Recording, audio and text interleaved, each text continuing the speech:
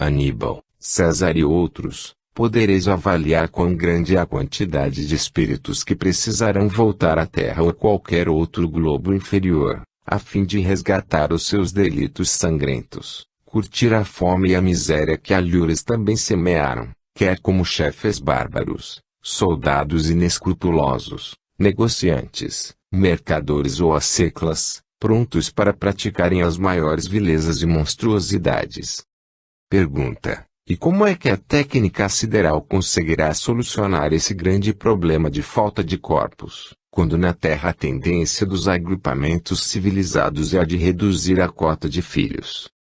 Ramatiz: já temos demonstrado que, embora isso vos pareça insensatez, é justamente entre as famílias mais incultas e nas regiões onde mais predominam a fome, a miséria e a injustiça, que paradoxalmente se verifica a maior prodigalidade de filhos. Não é a Ásia, e principalmente a China, que mais se vê às voltas com os seus cruciantes problemas de miséria, fome e desnutrição dantescas e ao mesmo tempo com a saturação demográfica, pelo crescimento avultado de suas populações. Qual o motivo? Aparentemente absurdo, porque a procriação é mais intensa justamente nas regiões onde a miséria graça mais assustadoramente. Para a visão dos encarnados, tudo isso parece insensatez. No entanto, tais acontecimentos são perfeitamente controlados pelo além, pois, enquanto existirem países em condições angustiosas e de miséria, provocadas pelo próprio homem, também serão aproveitadas todas as oportunidades para se reencarnar o maior número possível de carrascos, malfeitores, avarentos, potentados orgulhosos, mandatários cruéis, administradores corruptos, exploradores da miséria humana e arruinadores de lares, todos necessitados urgentemente de corpos físicos para mais breve renovação do espírito. Essas regiões que o vosso sentimentalismo condena são verdadeiros laboratórios de ensaios de química espiritual, onde os técnicos do Senhor apuram as credenciais angélicas ainda adormecidas nas almas atrabilhárias. São um purgatório onde se purificam os seres, se ajustam às coletividades e se desinfeccionam famílias inteiras que, após a vida faustosa no luxo do mundo, à custa da miséria do próximo, retornam para substituir o veludo pelo estame, a carruagem pelo bordão, as pedras preciosas pelos remendos e as insígnias douradas pelas chagas do corpo. Aqui, a caravana principesca do passado retorna esfomeada ao meio miserável e arma sua barraca de trapos sujos. Ali, bandos de crianças famintas são apanhadas pelas inundações tumultuosas, enquanto nas vascas da agonia ainda se revêem no pretérito, como gloriosos descendentes dos mandarins ou dos rajás, no mórbido divertimento de afogar os filhos dos párias, acolá, princesas e beldades, que formavam os quadros régios das cortes nababescas, que alimentavam cães com iguarias requintadas à vista da turba faminta, também se desesperam, esfaimadas, em novas configurações humanas, assistindo à tragédia irremediável dos seus novos entes queridos, que são velhos comparsas pregressos, reencarnados. Eis porque nessas regiões flageladas ainda persiste a superpopulação e a criticável prodigalidade de filhos, pois a lei do alto não abolirá esse campo de provas enquanto ainda existirem candidatos aguardando a sua oportunidade de purificação e de ajuste kármico pelo sofrimento acerbo, preparando-se para vestir a túnica nupcial do futuro banquete do Senhor. Pergunta: qual a prova mais positiva de que nessas regiões flageladas a prodigalidade de filhos é encarada espiritualmente como auxílio para a recuperação de espíritos endividados?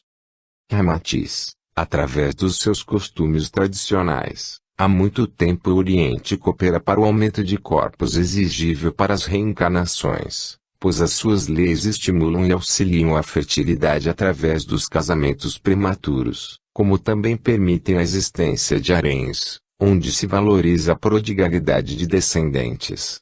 Os velhos sultões, rajás, mandarins e privilegiados, cujo politeísmo tem sido tolerado e mesmo resguardado sob a severidade de suas leis, tornam-se pródigos em atender à lei quanto ao fornecimento de organismos físicos que, então, se tornam valiosas oportunidades para as almas sofredoras e desesperadas ingressarem na vida do mundo físico. Os mentores espirituais aproveitam-se dessa prodigalidade de fertilidade humana, estranhável no Ocidente mas tradicional no Oriente, para então promover a recuperação do maior número possível de almas delinquentes, na tentativa de ainda prepará-las em tempo para que possam tentar a experimentação seletiva do juízo final, que se aproximam rapidamente.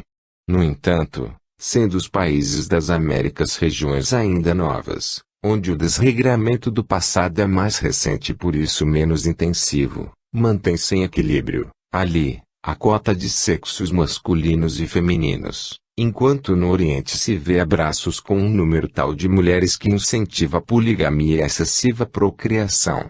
Isso sucede porque também é mais reduzido, nas Américas, o número de espíritos necessitados de provas tão acerbas como as da Ásia, embora algumas vezes, sem a extensão do que sucede por lá, ocorram nas Américas provas parecidas às que ocorrem comumente na China, no Japão, na Índia e em outras regiões situadas na orla dos grandes furacões, flagelos e vulcões.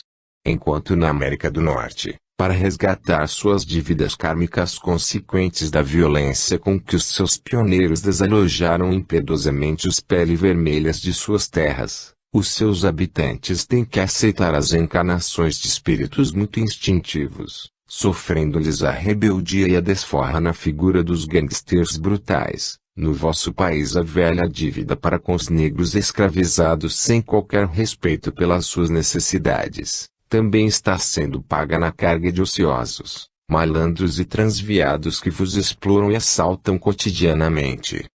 Pergunta: que podeis nos dizer sobre o fato de algumas mulheres serem sujeitas ao sacrifício de terem filhos gêmeos, trigêmeos e até em número maior? Ramatiz: os geneticistas modernos têm se surpreendido ultimamente pela facilidade com que nascem gêmeos e até quíntuplos no vosso orbe. No entanto, devido ao seu desconhecimento em matéria de espiritualidade, não sabem que a natureza ensaia um novo programa procriativo futuro, em virtude do qual certo número de almas abnegadas deverão compensar com maior cota de filhos, em cada gestação, a deficiência daquelas que são estéreis ou os evitam deliberadamente. Mas não criais em sacrifícios injustos. As mulheres às quais a lei da procriação determinar maior cota de filhos serão as que aceitarem essa condição como um meio de acelerar o seu progresso espiritual, ou então o fizeram para a recuperação das sagradas funções procriadoras desprezadas no passado. É inútil que a criatura humana estabeleça planos à parte sem conexão com as diretrizes superiores. A lei, em sua vigência implacável mas benfeitora, sempre encontrará meios de manter o equilíbrio e a harmonia tão necessários à vida do espírito, no seu contato educativo com o mundo físico. Capítulo 27 – As relações kármicas entre pais e filhos. Pergunta: quando um espírito reencarna com uma provação dolorosa desde o berço, seus pais também sofrem indiretamente. Que é que justifica esse sofrimento dos pais? Ramatiz: não há nisso injustiça nem punição imerecida, pois, quando tal se dá, tanto os pais como o reencarnado estão ligados pelas mesmas culpas e débitos assumidos no passado. A lei kármica é justíssima, e na sua equanimidade só reúne provas retificadoras, semelhantes, àqueles que também são culpados de alguma ensaina espiritual. Quantas vezes os pais de hoje são os próprios responsáveis por crimes cometidos no pretérito por aqueles que depois reencarnam como seus filhos? Então cumpre-lhes a severa obrigação de reerguê-los moral e espiritualmente, amparando-os para alcançarem condições superiores. Da mesma forma, inúmeros filhos que participam das provas dolorosas dos seus pais também estão vinculados a eles por débitos semelhantes. Nos lares terrenos é muito comum que os algozes e as vítimas se ajustem espiritualmente, presos aos mesmos interesses e necessidades. As velhas algemas de ódio atadas no passado principiam então a se desatar sob a união consanguínea da família terrena. Pergunta: e nos casos em que os filhos desencarnam prematuramente? Isso não poderá acarretar dores injustas aos seus pais? Ramatiz: quando o espírito se despede em tenra idade, não é para que os pais venham a sofrer dores avaramente calculadas pela lei do karma. Isso é proveniente de acordo espiritual em que a alma deverá desencarnar cedo na Terra. Por isso já nasce no lar daqueles que, por dívidas pretéritas, deverão perder o filho em tenra idade, quer porque motivaram desencarnações prematuras ou porque foram responsáveis por situações semelhantes. Pergunta: mas, sob essa maneira de agir, a lei do karma representa uma punição perfeitamente enquadrada no conceito do olho por olho e dente por dente. Não é assim? Ramatiz: há equívoco nessa vossa interpretação, porque o principal motivo do sofrimento ou resgate kármico das criaturas terrenas é sempre a falta de amor, que ainda predomina nos seus corações. E o papel da lei kármica, em seu principal fundamento, não é o de punir os delitos de espíritos mas, acima de tudo, desenvolver o sentimento de amor, que ainda se encontra de forma embrionária na maioria dos homens. O sentido retificador da lei do karma é a sua natureza moral e não penal. Os pais que sofrem a dor atroz de perder seus filhos em idade infantil não são castigados pela culpa direta de terem sido negligentes para com os outros descendentes, no passado. Na verdade, embora obrigados a isso, eles se submetem a um processo de técnica sideral que tanto lhes retifica os impulsos psíquicos destrutivos, como ainda lhes aviva o sentimento amoroso adormecido no seio da alma. Nesse caso, a implacabilidade da lei age mais sob o conceito de que cada um há de colher conforme o que semear, em lugar do conceito draconiano de olho por olho e dente por dente. Retifica-se o motivo que gerou o pecado na existência pretérita, ou seja a falta de amor. Graças a essa terapêutica dolorosa, em que desencarnam prematuramente os filhos de pais culpados, do passado, ativa-se nestes, espontaneamente a razão de um novo amor que, embora principiando por um afeto ainda egoísta, há de se enternecer sob as dores pungentes da saudade dos entes queridos que partem mais cedo. Pergunta: as criaturas do que sofrem a dor inconsolável de perder os filhos em tenra idade são então aqueles que deliberadamente os destruíram em outra vida, devendo suportar agora essas provas atrozes. É isso mesmo? Ramatiz: nem todos os que perdem seus filhos em tenra idade destruíram outros descendentes no passado. Essas provas dolorosas e retificadoras do espírito, como já vos dissemos, subordinam-se ao grau de sentimento amoroso que precise ser desenvolvido nos pais, em confronto com o maior ou menor sentimento egocêntrico neles existente. É um processo que ativa e apura, no recesso da alma, o amor aos filhos, e que no pretérito foi muito negligenciado. Variam as formas de delitos e, consequentemente, também variam as provas futuras no tocante à perda prematura dos filhos.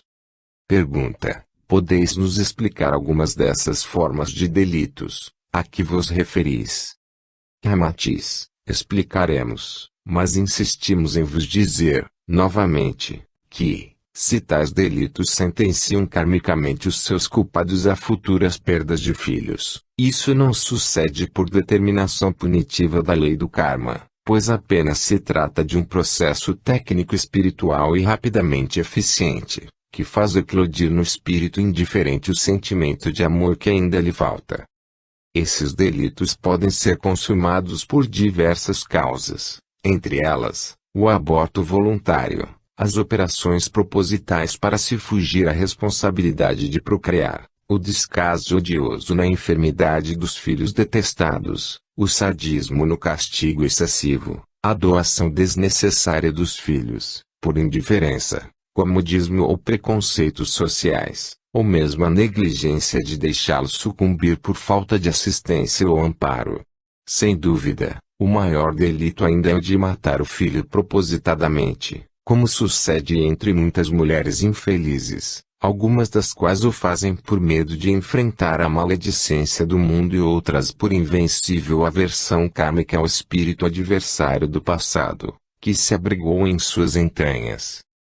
Indiscutivelmente, todos os delitos que vos enunciamos sempre identificam e comprovam que só se sucedem pela visível falta de amor nos seus autores, pois, se já tivessem desperto esse sentimento sublime, nenhum desses delitos seria consumado, mesmo que exigisse a vida de quem os podia praticar.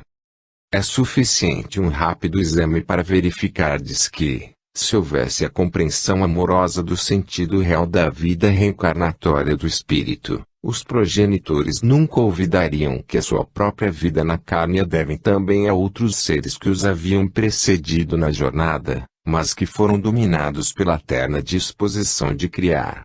Se assim pensassem, não só seriam induzidos a evitar as terríveis expiações do além-túmulo, como ainda se livrariam das terríveis amarguras de, em vidas futuras, se debruçarem sobre o caixão mortuário do filho amado que parte prematuramente. Pergunta: ocorre-nos a reflexão que esses delitos que enunciais parecem se referir exclusivamente à responsabilidade materna. Então, qual a culpa do pai, quando se encontra obrigado a provas tão dolorosas com a perda prematura dos seus filhos?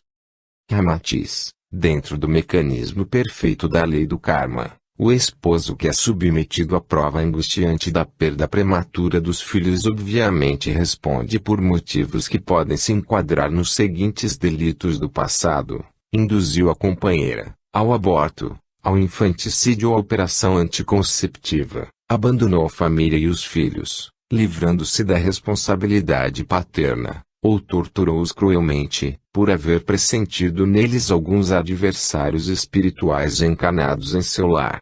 É justo, pois, que um pai nessas condições deva ser submetido no futuro à prova dolorosa de ser privado dos seus descendentes, que então bem desejaria criar, despertando o sentimento do amor pela sensibilização dolorosa do coração.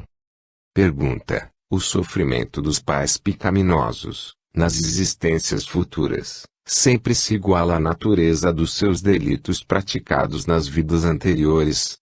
Ramatiz: não podemos esmiuçar todos os recursos de que se socorre a lei do karma na sua aplicação metódica para elevar o padrão espiritual dos seres, mas podemos afirmar que a semeadura é livre, porém a colheita é obrigatória. O processo kármico, vigoroso e severo, de retificação espiritual, sempre se desenrola atendendo à restrita necessidade de renovação espiritual e não como vingança ou cólera de Deus a se abater sobre o culpado. Vós sabeis perfeitamente que, quando um homem bom, num momento de cólera intempestiva, pratica um homicídio, a lei sempre o trata com mais indulgência do que se ele fosse um homem mau ou um assassino profissional. O primeiro dispensa um processo compulsório mais doloroso, porque a sensibilidade de sua consciência já lhe permite meditar sobre o crime e purgar-se com o ferrete do remorso. No entanto, o segundo, curtido pelos crimes e incapaz da autocrítica acusadora, ou do remorso purificador, há de exigir um plano de dores mais atrozes, para se despertarem as fibras do seu coração endurecido. Da mesma forma, os delitos cometidos no passado pelos pais culposos, embora às vezes sejam iguais em sua origem e ação, podem variar quanto às condições da seu resgate futuro. A mãe que trouxe do filho num momento de loucura, por não poder se livrar da miséria insidiosa, de modo algum será tratada pela lei kármica, que é justa e sábia, nas mesmas condições daquela que mata o fruto de sua carne porque teme a maledicência, o sacrifício social do nome, ou não deseja abdicar dos prazeres do mundo. Pergunta: quando os progenitores culpados são submetidos à prova dolorosa de perderem os seus queridos filhos, de que modo se lhes desenvolve o amor, que era inexistente no passado? Ramatiz: o despertar do potencial de amor nos pais delinquentes de outrora, obviamente se processa na esfera cordial do psiquismo, pois a dor que é produzida pela perda do filho querido transforma-se em divina força centrípeta, que concentra e apura todas as vibrações dolorosas no cadinho depurador do espírito. Sob o invólucro dos corpos físicos permanece sempre a alma imortal, cuja memória etérica se engrandece e se sublima pelos feitos do amor e do heroísmo nas vidas humanas. Enquanto isso, seus equívocos se retificam sobre o estilete do sofrimento dirigido pela pedagogia sideral. Em cada existência, o espírito é batido pelos vagalhões das vicissitudes morais e dos sofrimentos físicos, mas a renovação sidérea interior nem sempre resulta de conformidade com os acontecimentos trágicos ocorridos no cenário físico. Enquanto o castigo corporal, a segregação no cárcere e o comentário aviltante da imprensa diária não conseguem abater o cinismo e despertar o sofrimento moral no delinquente contumaz, a mais singela dúvida de honradez sobre um homem justo faz-o sofrer desesperadamente. O mesmo se dá com o efeito das provas kármicas dos pais culpados, do pretérito, para alguns. A simples impossibilidade de nascer um filho tão esperado já significa profunda tortura. Para outros, mesmo a tragédia dantesca que se abate no lar, e destrói até a família, de modo algum lhes comove a rudeza do coração, nem ativa o amor que ainda está petrificado pelo passado de ignomínia. Eis porque a técnica sideral costuma empregar métodos da mais alta eficiência corretiva, e precisamente de conformidade com a psicologia e o grau de sensibilidade psíquica dos espíritos culpados, visando exclusivamente a eclosão do sentimento amoroso faltante, e não um acordo com o vulto do delito passado.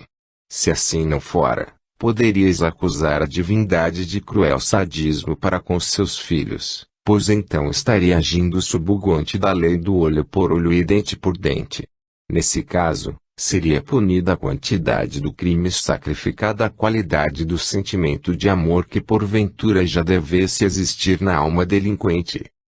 Daí o fato de um mesmo tipo de crime poder revelar psicologias criminosas diferentes e até opostas, pois, embora dois crimes se assemelhem na prática, podem variar quanto à necessidade de aplicação do processo de retificação espiritual. Enquanto a montanha de pedra requer poderosa carga de dinamite para ser rompida, durante a confecção da estátua é suficiente o trabalho lento e incisivo do cinzel. Sob a mesma disposição de relatividade, a lei do karma também atua sobre as almas culpadas de delitos semelhantes, encaminhando para sofrimentos mais vultosos aquelas que ainda se encontram petrificadas pela impiedade, requerendo uma terapêutica retificadora mais acerba. Mas também lhe impõe um programa doloroso mais suave aos corações melhores e que foram mais vítimas de sua emotividade invigilante do que mesmo da crueldade deliberada. E assim, a mãe criminosa, que matou por piedade, desespero ou miserabilidade, embora possa futuramente sofrer a prova dos filhos doentes, vê-los-á sobreviverem, sem a dor de perdê-los prematuramente, no entanto, a que os trucidou por ódio, ou pela fuga da responsabilidade materna, embora haja semelhança no delito, praticou uma falta que requer futuramente a dor da separação do filho querido. Pergunta: apreciaríamos que nos desseis um exemplo mais concreto, através do qual pudéssemos avaliar melhor o modo como se desenvolve esse amor nos pais que são provados por terem matado ou abandonado seus filhos em vidas passadas. Ramatiz: para maior clareza do assunto, reduzamos os delitos a uma só forma e vejamos quais as suas prováveis consequências kármicas futuras. Suponhamos então que o caso de um pai que, em vidas pregressas, repudiasse seu filho, porque era feíssimo, deformado, enfermiço ou de raciocínio perturbado. Perante a lei kármica, esse pai comprovou que ainda estava incapacitado para amar os seus próprios filhos, a ponto de desprezar a alma atribulada que veio suplicar guarida e amparo no seu lar terrestre, para suportar as suas terríveis provas de humilhação física. Se em seu coração já existisse a mais diminuta forma de afeto ou piedade, é evidente que ele teria se apiedado do infeliz descendente, prodigalizando-lhe o carinho e as atenções mais exigíveis, por ser vitimado pela lesão corporal. Sob as diretrizes da lei kármica, de retificação espiritual, esse pai delinquente é um necessitado de reparos espirituais, não, porém, pelo fato de repudiar o filho infeliz, mas porque ainda não sabe amar. E se o principal objetivo de sua vida espiritual é o desenvolvimento do amor adormecido no recesso de sua alma, a lei então estabelece o plano do falecimento prematuro do futuro filho sádio formoso e que, por isso mesmo, há de ser egoisticamente amado na próxima existência. Pergunta: e como será induzido esse pai a amar o filho futuro, se em sua alma ainda persiste a mesma falta de amor do passado? Ramatiz: a técnica espiritual sabe agir com extrema sabedoria e aproveitamento do próprio potencial adormecido nas almas faltosas. Serve-se de recursos eficientíssimos que, embora dolorosos, atuam como verdadeiros excitadores ou multiplicadores de frequência amorosa ainda deficitária. Em face de haver pecado pelo desprezo e repúdio ao filho indesejável, devido a ter sido feio, disforme, doente ou débil mental, a lei então ajusta-lhe um outro filho sadio, belo ou sumamente inteligente, pata breve desencarnação, que se torna seu incessante motivo de paixão e gozo egotista. Feliz e envaidecido por se ver alvo da admiração alheia, que lhe cadeia a figura do rebento querido, mas desavisado das futuras provas dolorosas que o espreitam, deixa-se fanatizar pela adoração descontrolada.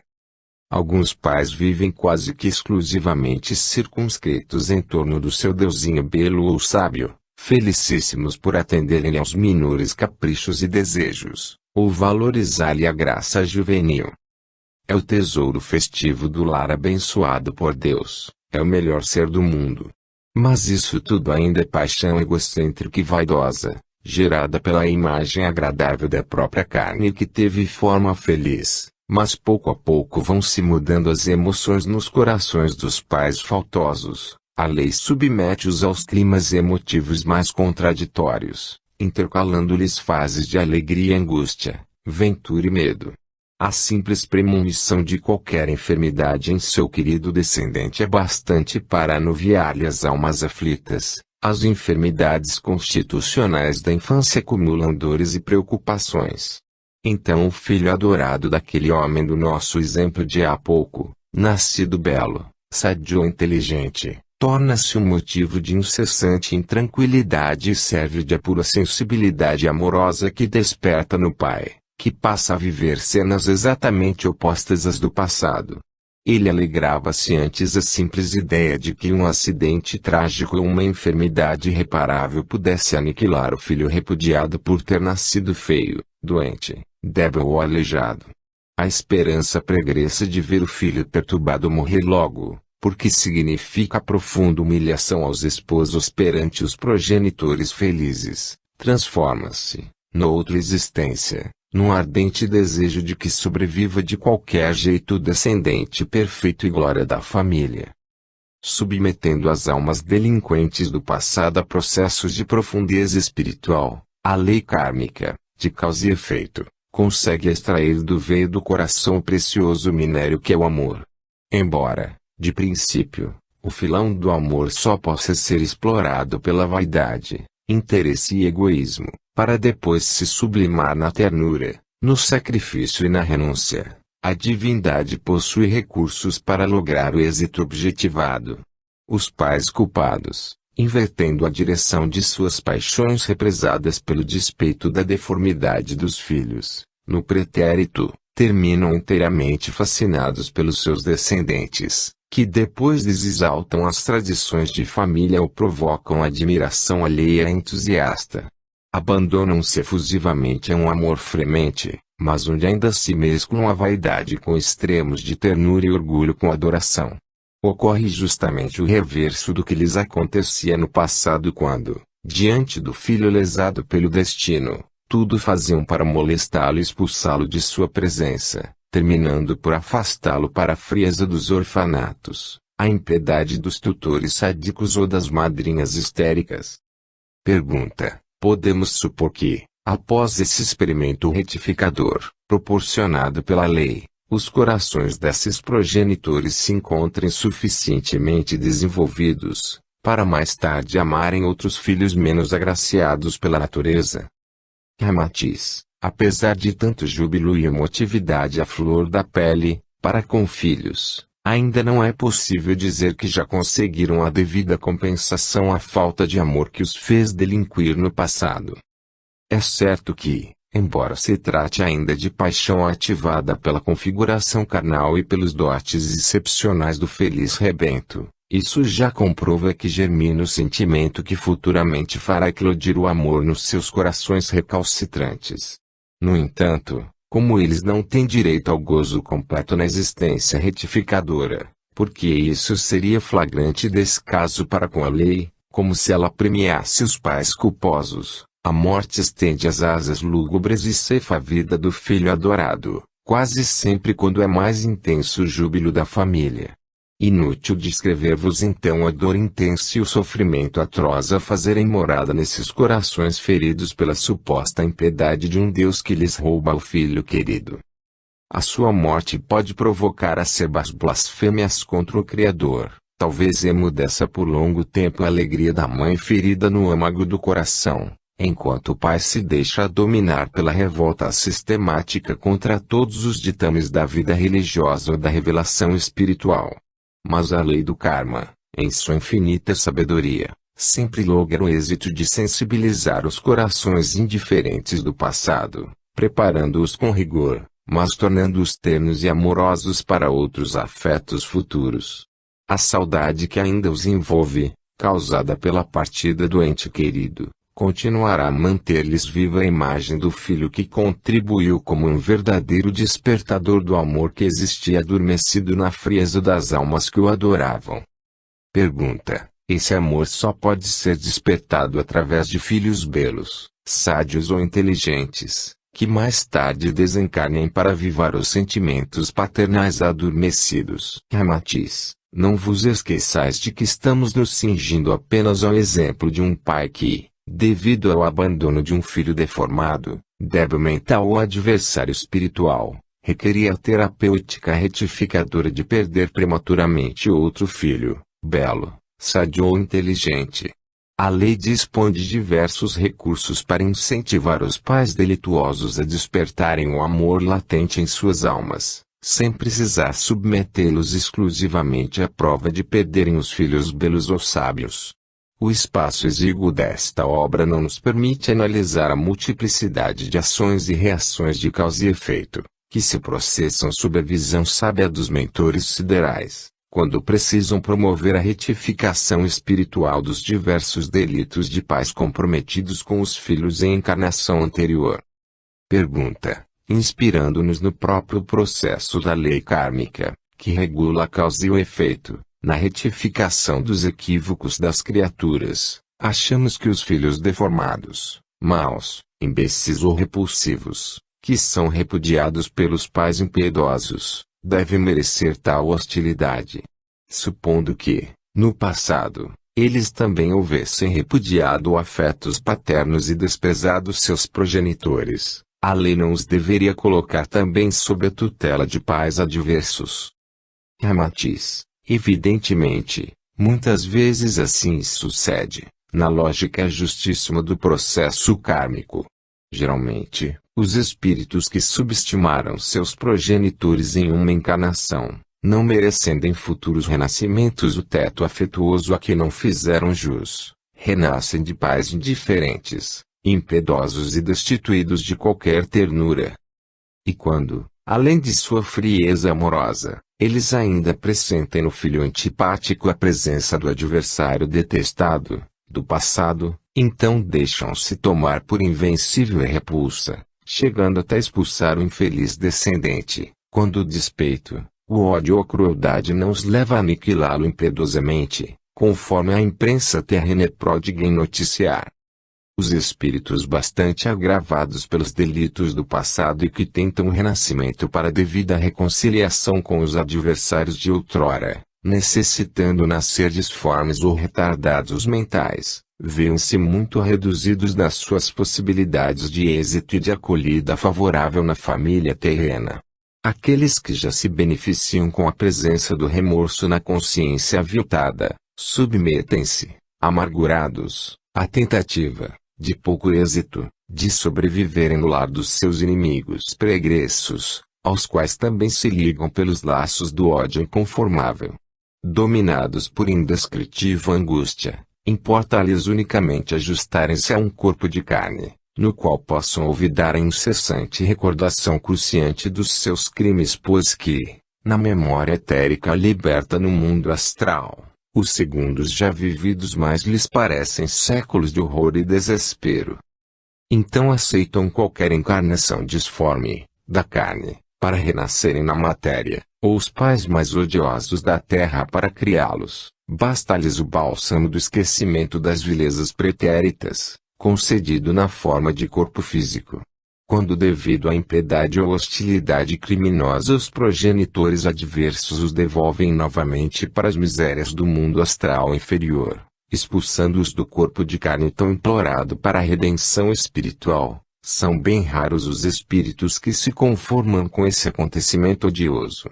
Sentindo recrudescer o ódio mal dissimulado sob as cinzas do próprio interesse, tornam-se abrias desatinadas e lançam-se raivosamente sobre os seus ex-progenitores, perseguindo-os implacavelmente até a hora da sua desencarnação, quando então os esperam, à beira do túmulo, como enfurecidos demônios sem a menor parcela de piedade.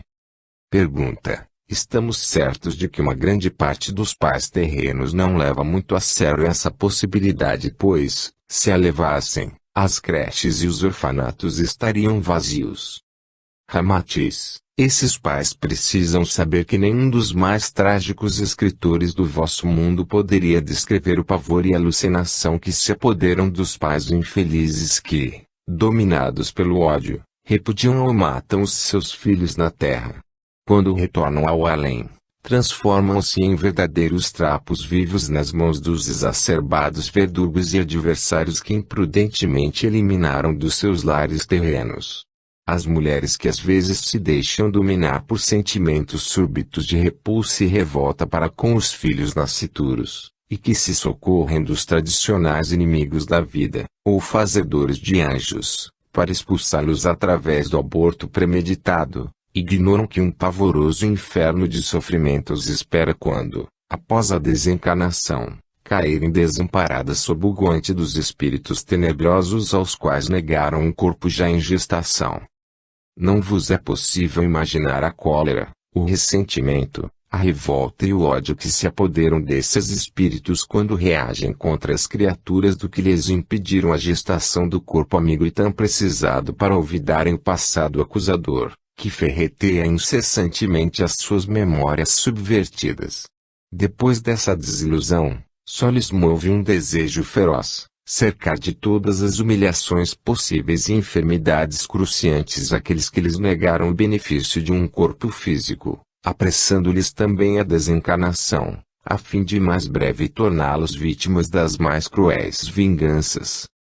Por isso, se muitos filhos deformados, imbecis, cruéis ou retardados mentais merecerem a prova kármica da nascer em lares de pais adversos, os progenitores precisam se conformar com o acontecimento desfavorável, pois estão colhendo na prole antipático o fruto das sementes hostis e maldosas que semearam em encarnações passadas. Pergunta: desde que, por lei do karma, os espíritos que repudiaram ou menosprezaram seus pais devem renascer no seio de famílias adversas, com probabilidade de serem repudiados e até mortos prematuramente, os pais que os rejeitam ou maltratam não estarão contribuindo para a concretização dos próprios objetivos retificadores da lei contra os faltosos. E isso não deveria amenizar as suas provas futuras, uma vez que apenas deram cumprimento àquilo que já estava obviamente determinado. Ramatiz: a lei do karma, apesar de ser justa e implacável, não cria predestinação para o crime, nem permite a desforra por parte de ninguém. Ela é apenas o efeito de uma situação criada pelo próprio homem, no passado. Quanto ao modo mais certo de agir neste caso, é Jesus quem o indica, nas seguintes recomendações: ama o próximo como a ti mesmo, e faz aos outros o que queres que te façam, ou, ainda, quando te tirarem o manto, dá-lhe também a túnica. Se o teu adversário obrigar-te a andar 1 milha, vai com ele mais 1. Não importa cogitar se as culpas requerem punições ou se os delitos exigem reparações ao pé da letra, pois o objetivo mais importante a ser alcançado para a felicidade da vida espiritual ainda deve ser a libertação das algemas do ódio, do ciúme e da crueldade, que ligam as almas adversárias e endividadas ao mundo material. O círculo vicioso das desforras e tormentos recíprocos indica a situação de profunda ignorância do espírito, pois o prende ainda mais nas rodas das reencarnações. A reparação recíproca, imposta pelos preceitos kármicos, e obrigatória ao espírito, tem por fim evitar que se perturbem a ordem e a harmonia do mecanismo da evolução, e ocorra o desleixo na linha moral do aperfeiçoamento da alma. Desde que os próprios adversários resolvam desatar os grilhões que os escravizam mutuamente às vinganças, eles mesmos terão conseguido os efeitos benfeitores para suas futuras reencarnações, cada vez mais reduzidas como situações de amarguras e mais amplas quanto ao sentido de oportunidade educativa. Os pais que se antipatizam com os filhos e os detestam porque nasceram deformados, imbecis, ou são inimigos pregressos, mesmo que pudessem comprovar que tais espíritos não têm direito a um lar amigo, nem por isso teriam o direito de eliminá-los, pois uma ação criminosa cria um efeito sob igual culpa. Em consequência, esses pais se candidatam às dores atrozes das perdas dos filhos no futuro, assim como terão de renascer no seio de família antipática, contando com maiores probabilidades de serem enxotados e bem menores ensejos de permanência no lar. A criatura humana, em lugar de discutir a procedência dos atos resultantes da ação implacável da lei do karma, que é processo educativo obrigatório para a disciplina no mundo físico, deve aceitar incondicionalmente as disposições da lei do Evangelho, que são libertadoras e conduzem a vida nos céus. Pergunta: mas no caso dos pais que repudiam o filho detestado, não é a própria lei que os leva inconscientemente a praticarem esse ato, para se cumprir um processo kármico disciplinador?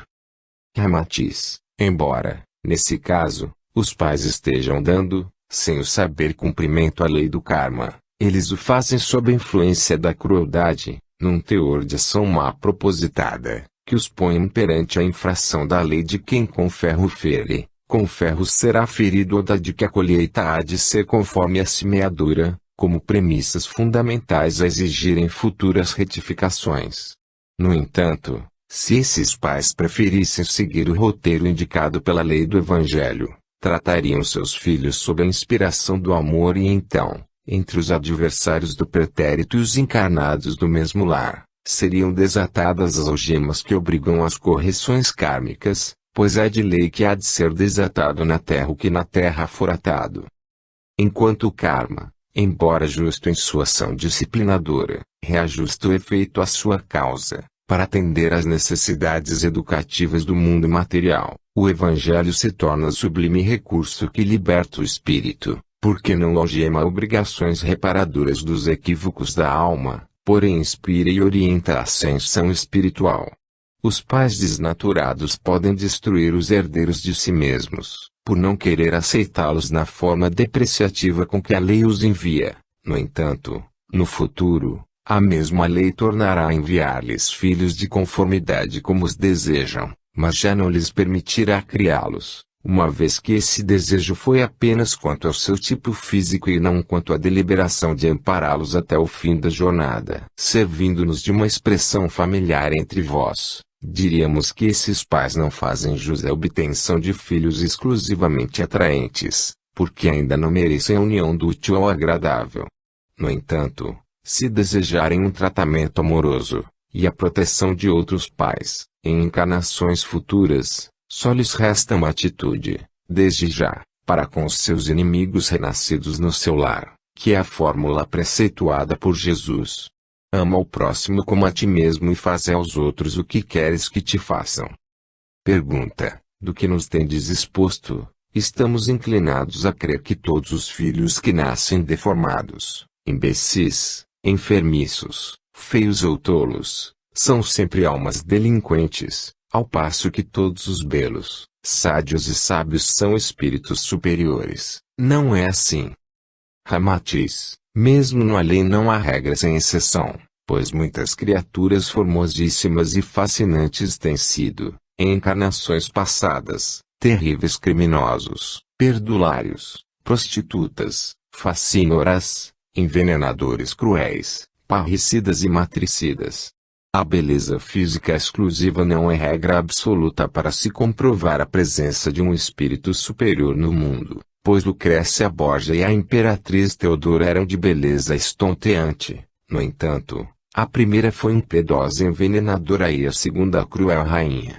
Muitas vezes o adiantamento e a sabedoria espiritual podem se esconder na criatura feia, humilhada e de aparência insignificante. A carne é o instrumento de que o espírito se serve para experimentar o seu poder e a sua vontade, compondo a sua consciência sob a lei do livre-arbítrio e a vigilância para com a lei do karma, que então lhe ajusta os desvios perigosos e providencia-lhe as oportunidades de reerguimento moral. A beleza ou a feiura, a riqueza ou a pobreza, a glória ou a humilhação, no mundo físico, fazem parte dos apetrechos provisórios de que o espírito se serve para tentar o seu progresso e ampliar a sua consciência sideral. Mas não representam a sua identidade espiritual específica, nem também são conquistas de ordem definitiva. Daí o fato de se poder encontrar entre os mais afortunados e de configuração belíssima tanto os gênios e os tolos, como os bons e os maus, sendo que os mais imprudentes e entontecidos pelas ilusões de alguns instantes de gozo imitam as mariposas, que se deixam cegar pelo excesso de luz. Embora a criatura angélica do futuro deva realmente ser formosa, boníssima e sábia, da qual Jesus é um dos tipos ideais, muitos filósofos que consumiram suas existências em favor de um roteiro moral superior, na Terra, nasceram sem credenciais físicas agradáveis, como Sócrates, por exemplo. No entanto, a história terrena sempre assinala belos espécimes humanos, cujos corpos apolíneos, que escondiam almas diabólicas, semearam a dor, a desilusão e o aviltamento moral. Há que considerar que a forma humana é provisória e a caminho de expressões ainda desconhecidas na Terra, sendo o espírito o fato mais importante, e que, embora visível aos olhos carnais, é realmente a expressão definitiva e sobrevivente ao organismo físico de experimentação humana. A vestimenta de carne e o ambiente privilegiado não importam quando o espírito é sábio e bom. Quase sempre as almas que no passado pecaram por excesso de beleza, abuso das posições sedutoras ou facilidade de fortuna preferem renascer feíssimas e pobres, a fim de, vivendo situação humilde, melhor apurarem a bondade e se livrarem das tentações perigosas, que mais facilmente são provocadas pela beleza, a fortuna e o prestígio. Pergunta: mesmo no mundo astral, a beleza da forma humana nem sempre identifica a superioridade da alma? Ramatiz: enquanto, na Terra, o corpo físico se constitui de conformidade com as experimentações a serem tentadas pelo espírito encarnado, na mundo astral o perispírito revela na sua substância quintessenciada, exatamente aquilo que é no seu psiquismo.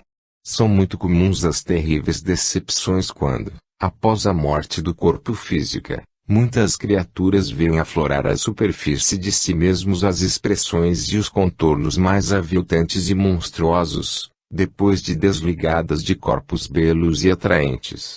As falsas virtudes, o verniz da ética social ou as hipocrisias religiosas pulverizam-se sob miraculoso passe de magia quando o espírito desregrado se revela no cenário do além, expondo a nudez de sua consciência e sofrendo a tremenda decepção de haver iludido a si mesmo. Enquanto o corpo físico pode ser agradável, apenas devido à sua linhagem ancestral biológica, No além o belo é realmente o cunho da alma bondosa e sábia, porque é a forma real e projetada de sua intimidade espiritual. Da mesma forma, as figuras teratológicas, que povoam o astral inferior, e desafiam o mais ousado Dante para descrevê-las, são produtos exatos da subversão espiritual, e que muitas vezes se mascaravam na terra sob o disfarce de um corpo formoso e tentador. Muitos homens afidalgados e mulheres sedutoras lançam-se ao além-túmulo na figura de horrendos bruxos, que apavoram a si mesmos. Pergunta: e qual é o aspecto comum dos filhos terrenos, quando identificam sempre a presença de um espírito superior? São sempre belos, ou também feios? Ramatiz: nos lares terrenos tanto podem nascer filhos belos e portadores de almas diabólicas, como filhos feios mas de almas angélicas. Do mesmo modo, nem toda precocidade infantil comprova a sabedoria espiritual, porquanto a vivacidade e a agudeza de observações, que podem exaltar a criança terrena, sublimam algumas vezes a astúcia e a sofisma, que são próprios do astral inferior. Mas não há dúvida quanto ao seguinte: o filho boníssimo é sempre de qualidade espiritual superior, enquanto o filho malvado é a imagem de sua alma detestável, tanto no mundo físico como no espaço. Neste assunto não precisais ter dúvida, porque a selo que principalmente identifica o grau de elevação espiritual é sempre a virtude que se deriva do amor. E a bondade, como um dos mais simpáticos aspectos desse amor, é o distintivo indiscutível da alma superior. A bondade é um prolongamento terno do amor e este, por sua vez, é a marca divina com que Deus assinalou a essência de sua obra. O espírito bondoso, rico ou pobre, ignorante ou sábio, é como uma flor amorosa no jardim da vida humana. Ele sempre santifica o ambiente em que vive, mesmo aqueles que o hostilizam, sempre levam um pouco de sua ternura e um pouco de seu generoso perfume espiritual. Quando nada mais salvar o homem, salvá-lo-á a bondade, a benevolência e o amor. Como a sabedoria espiritual representa a razão divina, e o amor incondicional é o sentimento dos céus, aquele que já possui tais qualidades é realmente o anjo vencedor de todas as batalhas e o sobrevivente em todas as metamorfoses da vida humana. Pergunta: quando os pais culpados sofrem a perda prematura dos seus filhos belos ou sábios, sendo violentamente feridos em seu amor egocêntrico, essa violenta transição da extrema alegria para a dor atroz não contribui para ainda mais agravar-lhes a proverbial falta de amor, resultando disso maior rebeldia e aversão à finalidade de procriar? Ramatiz: só a dor, em sua intensa manifestação, consegue influência nos corações indiferentes ou nas almas atrofiadas pelo excesso de gozo e bem-estar. A paixão egocêntrica que se interrompe pela perda do filho querido no seu mais extremo potencial, não se extingue nos pais, porque a própria lei da vida impõe incessante superação a todos os fracassos, sofrimentos e vicissitudes humanas. Mesmo quando as almas se entregam ao dessagramento completo, ainda vivem à procura de compensações venturosas. Acontece, no entanto, que ainda lhes falta capacidade para adquirirem a posição perdida, o que as leva a cometerem desatinos contra si mesmas, enquanto alimentam a enferma ilusão de que assim se desagravam em público. Mas no âmago de todo espírito ativa-se o desejo ardente de poder recuperar os seus prejuízos e renovar as suas esperanças frustradas. É por isso que os pais endividados para com a lei, que perdem o filho adorado como não podem extinguirem-se a paixão ou o sentimento novo que lhes gerou, veio nascer-lhes a esperança de que a única terapêutica capaz de minorar-lhes a dor atroz será o advento de um outro filho.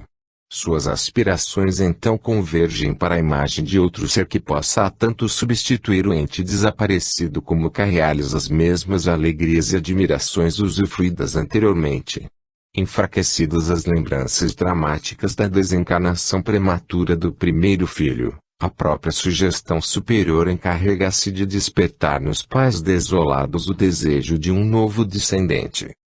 Isso contribui para que o segundo descendente já encontre ambiente mais afetivo para sua manifestação, mesmo que não revele as credenciais do primeiro filho. Embora não possua a beleza, a bondade ou a inteligência do outro, sempre há de ser o hóspede bem-vindo, porque na intimidade dos corações ulcerados dos pais permanece a ansiedade de qualquer compensação que lhes possa abrandar a dor inconsolável. Alguns que não logram a graça de outro filho, para minorar-lhes a saudade, se conformam então em estender o seu afeto a outros filhos alheios, e os buscam nos orfanatos para amorosa compensação. Pergunta: e esse filho belo e inteligente, que desencarna cedo não poderá ser o mesmo filho feio, deformado ou tolo, já repudiado uma vez? Ramatiz: nem sempre os pais que sofrem a prova kármica de perder de modo prematuro os filhos queridos foram esposos no passado. A lei pode tê-los reunido devido apenas à semelhança de delitos e de provas kármicas. O pai que repudiou o filho que, por sua culpa, se extinguiu prematuramente na miséria do mundo, pode ser escolhido para esposo de outra mulher que, no passado, houvesse praticado infanticídio e deva sofrer a prova kármica de perder um ou mais filhos. Mas aqueles que no passado foram esposos ou amantes, responsáveis pela morte do filho deformado, enfermiço ou imbecil, não precisam ser provados por meio do mesmo espírito que expulsaram anteriormente.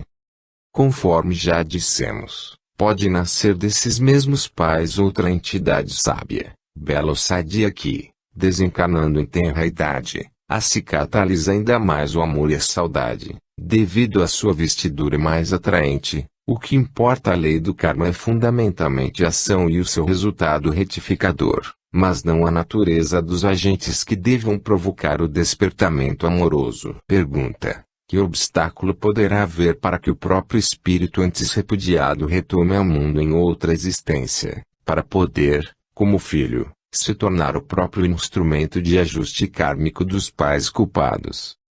Ramatiz: o mesmo aforismo de que a natureza não dá saltos poder-se aplicar no caso do processo de ascensão espiritual, pois que esta também não se efetua saltos improvisados. Embora tenhamos dito que nem sempre a criatura pobre, simples e humilde é a alma inferior, convém saber que aquele que nasce deformado e imbecil está suportando a prova de severa retificação espiritual, manietado pela própria lei que subverteu no passado. Quase sempre, ele é o adversário mais feroz dos próprios pais, que vem rogar-lhes hospedagem carnal. No seu íntimo, as paixões e as agressividades podem se encontrar amordaçadas no molambo de carnes doentias, ou então represadas na imbecilidade ou descontroladas pela alienação mental. Em geral, se fosse concedida a completa liberdade a tal espírito, com o comando incondicional de um organismo atraente ou sadio, devido à sua imaturidade psíquica não tardariam a eclodir nele os mesmos desatinos, crueldade e torpezas pregressas. Sob tais condições, seria demasiadamente imatura a reencarnação em situação de beleza, sabedoria ou liberdade de ação contra o que requereria a lei para o êxito da provação espiritual posterior dos pais culpados.